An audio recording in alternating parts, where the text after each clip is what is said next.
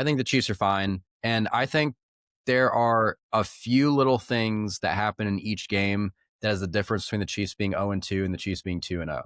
I have screamed from the rooftops that I fully put the Chargers' loss on Andy Reid because I think he abandoned the run way too quickly. When you look at Isaiah Pacheco's numbers in the game, he had 5 yards per carry, but he only had 5 carries in that game.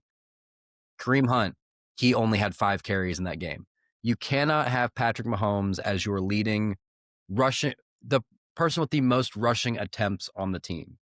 And whenever you're throwing the ball this much, and by the way, I don't understand why it's so evenly split in the carries between Isaiah Pacheco and Kareem Hunt.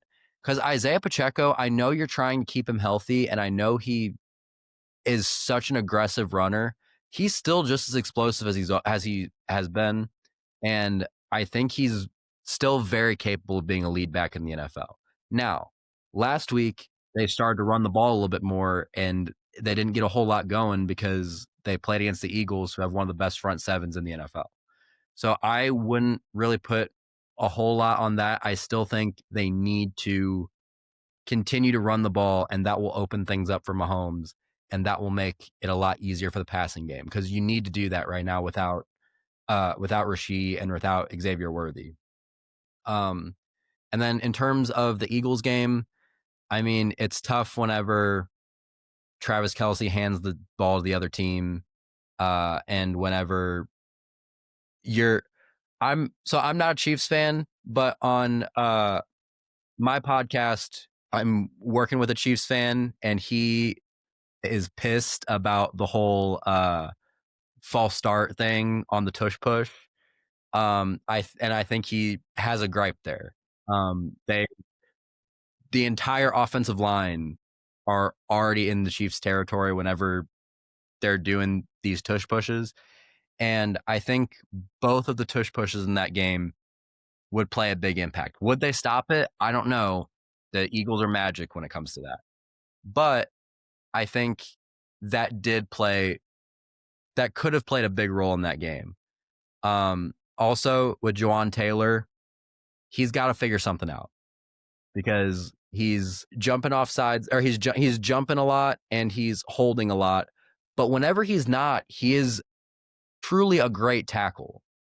Like he grades out really well in run blocking and in pass blocking, but he is a net negative to the team right now with all the penalties that he causes. I don't think we're going to be seeing him getting cut until at least in the offseason because they still have another 2 years on this contract and at least $20 million guaranteed. But I think basically what I have to say is the Chiefs are fine.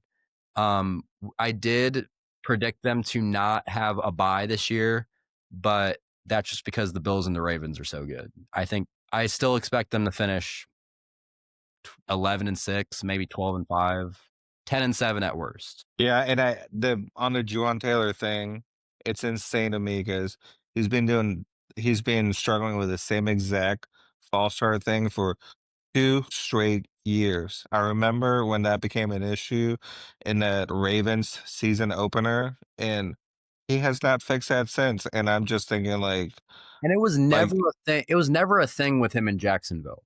It was never a problem. And now with the Chiefs, it's a problem. I don't know how it happens, but I mean, like I said, he's still a great tackle. He just needs to fix the penalty issues.